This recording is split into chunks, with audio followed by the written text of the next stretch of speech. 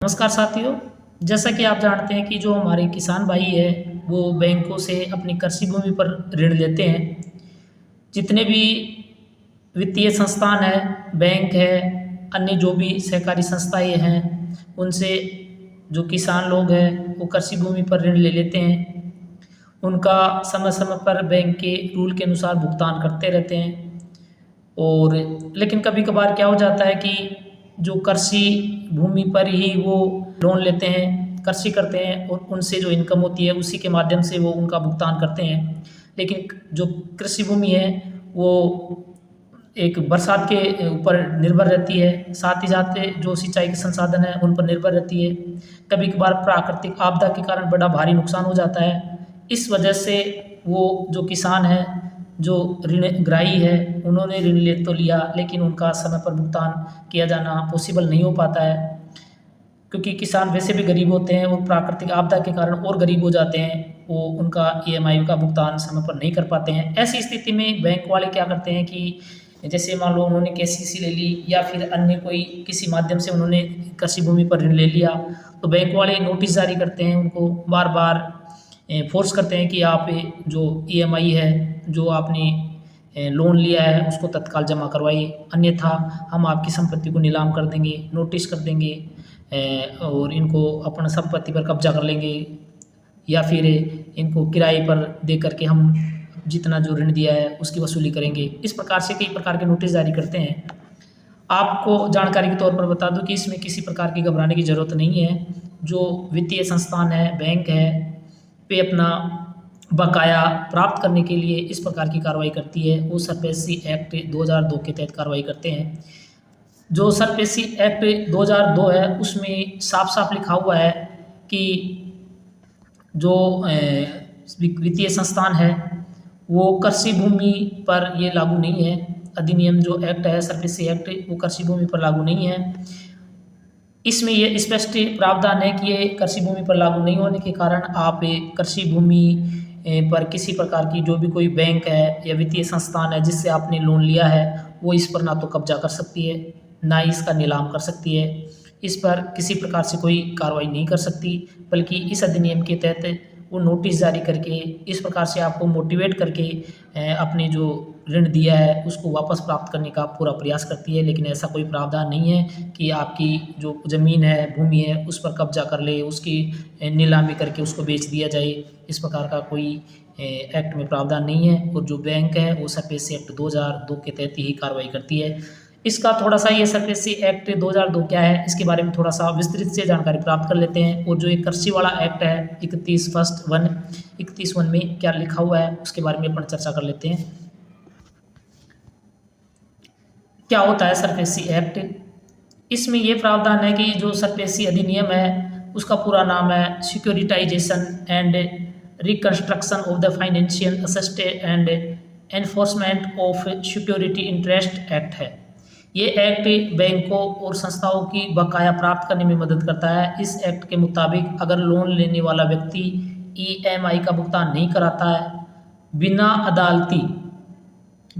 अदालती बैंक या लोन देने वाली कंपनी संपत्ति पर कब्जा कर सकती है। ये एक्ट ये बात कहता है।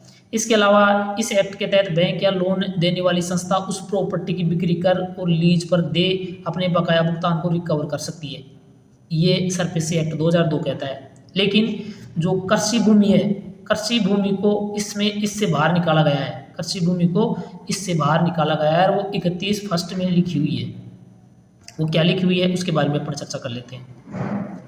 पहले देख लेते हैं कि इसकी क्या प्रोसेस होता है, कैसे ये कार्रवाई करते हैं बैंक ईएमआई प्राप्त करने के लिए या बकाया प्राप्त करने के लिए। इसका प्रोसेस क्या होता है, जब कोई ग्राहक 30 दिन तक ईएमआई का भुगतान नहीं करता है तो उसके खाते को स्पेशल मेंशन अकाउंट 1 में डाल दिया जाता है। वहीं अगर कोई ग्राहक 60 दिन में तक ईएमआई का भुगतान नहीं किया जाता है तो स्पेशल मेंशन अकाउंट 2 में इसे डाल दिया जाता है। अगर वो 90 दिन तक ईएमआई का भुगतान नहीं करता या उससे भुगतान नहीं हो पाता है तो अकाउंट को एनपीए घोषित कर दिया जाता है। इसके बाद आधिकारिक रूप से लोन लेने वाले ग्राहक को नोटिस भेजा जाता है। जब सही जवाब मिलता है या बकाया भुगतान नहीं किया जाता है तो बैंक आगे की कार्रवाई शुरू करता है, प्रॉपर्टी की नीलामी का नोटिस भी चस्पा कर देता है। लेकिन ये सारे जो नियम हैं कब्जा करने का, नीलामी करने का, ये सारे कृषि भूमि पर लागू नहीं है। इसमें प्रदान किए गए आंकड़ों के आधार पर यह अनुमान लगाया जा सकता है कि पर्सन कृषि भूमि के संबंध में वित्तीय संपत्तियों के प्रतिभूतिकरण और पुनर्निर्माण और सुरक्षा हित प्रवर्तन अधिनियम 2002 की धारा 31 के आवेदन से संबंधित है। सरफेसी अधिनियम की धारा 31(1) में कहा गया है कि अधिनियम के प्रावधान कृषि भूमि में बनाए गए किसी भी सुरक्षा हित पर लागू नहीं होंगे। यानी ये जो प्रावधान है वो कृषि भूमि की सुरक्षा करेंगे, उसका हित ही करेंगे, लेकिन ये उसके इस प्रकार से उसके लिए हिदायत नहीं देते हैं, छूट नहीं देते। हालांकि अधिनियम कृषि भूमि की कोई विशेष परिभाषा प्रदान नहीं करता है। भूमि का कोई विशेष टुकड़ा कृषि प्रकृति का है या नहीं, इसका निर्धारण तथ्य का प्रश्न माना जाता है। इंडियन बैंक बनाम के मामले में पप्पी रेड्डियार के मामले में सुप्रीम कोर्ट ने कहा कि भूमि की प्रकृति सुरक्षा हित बनाने के समय उसका उपयोग और जिस उद्देश्य के लिए इसे अलग किया गया था उस पर यह निर्धारित करते समय विचार किया जाना चाहिए कि क्या ये कृषि भूमि के रूप में योग्य है।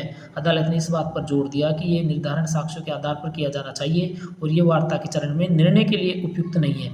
ध्यान रखना महत्वपूर्ण है कि केवल भू राजस्व का भुगतान आवश्यक रूप से भूमि को कृषि के रूप में वर्गीकृत नहीं करता। कोर्ट ने कहा कि अगर जमीन पर इमारत, प्लाट और मशीनरी है तो उसे कृषि योग्य नहीं माना जा सकता।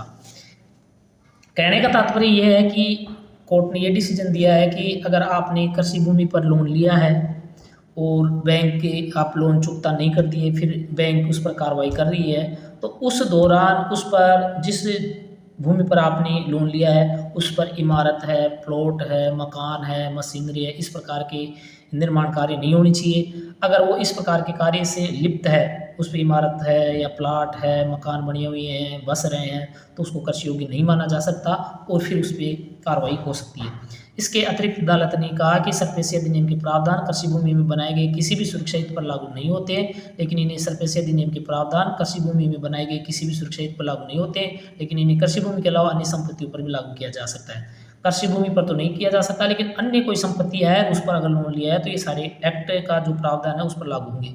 इसके अलावा अदालत ने इस बात पर प्रकाश डाला कि सरफेसी अधिनियम की धारा 31(1) का उद्देश्य कृषि विशेषज्ञों द्वारा कृषि उद्देश्यों के लिए रखी गई कृषि भूमि की रक्षा करना है। इसका मतलब यह है कि अगर इसको इस प्रकार से किसानों की जो जमीन है जिस पर उन्होंने लोन लिया है, अगर वो किसी भी कारणवश यानी प्राकृतिक कोई आपदा घटित हो गई या अन्य कोई पारिवारिक समस्या हो गई या किसी भी अन्य कारण से अगर उसका भुगतान नहीं कर पाता है ऋणदाता का, तो ऐसी स्थिति में बैंक उस पर कार्रवाई नहीं कर सकती है। यदि कार्रवाई कर दिया जाए तो उसकी ज़मीन को नीलाम कर दिया जाए तो गरीब किसान है वो कभी लाइफ में दोबारा उठ नहीं सकता। तो इसलिए ये एक्ट उनको सुरक्षा प्रदान करता है। इसलिए इस धारा के तहत सुरक्षा केवल सुरक्षा हित बनाने के समय भूमि को कृषि के रूप में वर्गीकृत किए जाने पर आधारित नहीं है। अदालत ने इस बात पर जोर दिया कि संरक्षण उन भूमियों के लिए है जहां वास्तविक कृषि गतिविधियां की जा रही है। निष्कर्ष में यह निर्धारित करना है कि सरफेसी अधिनियम की धारा 31 फर्स्ट के तहत कोई भी भूमि कृषि योग्य है या नहीं, तथ्य का प्रश्न है और इसके लिए साक्ष्य प्रस्तुत करने की आवश्यकता है। केवल भू राजस्व का भुगतान स्वतः ही भूमि को कृषि के रूप में वर्गीकृत नहीं करता। जैसे आप उसका लगान दे रहे हैं, ज़मीन की जो लगान दी जाती है, जो फीस दी जाती है, उसके आधार पर आप ये नहीं कह सकते कि ये ज़मीन कृषि भूमि है। मौके पे उसकी जांच की जाएगी, तथ्य पेश किए जाएंगे, साक्ष्य पेश किए जाएंगे कि हाँ ये कृषि भूमि है, यहाँ पे फसल उग रही है, इस प्रकार के तथ्य पेश किए जाएंगे। 31 धारा फर्स्ट का उद्देश्य उन भूमियों की रक्षा करना है जहाँ वास्तविक कृषि गतिविधियों की संचालित की जा रही है। तो आपको किसी प्रकार से घबराने की ज़रूरत नहीं है। धन्यवाद।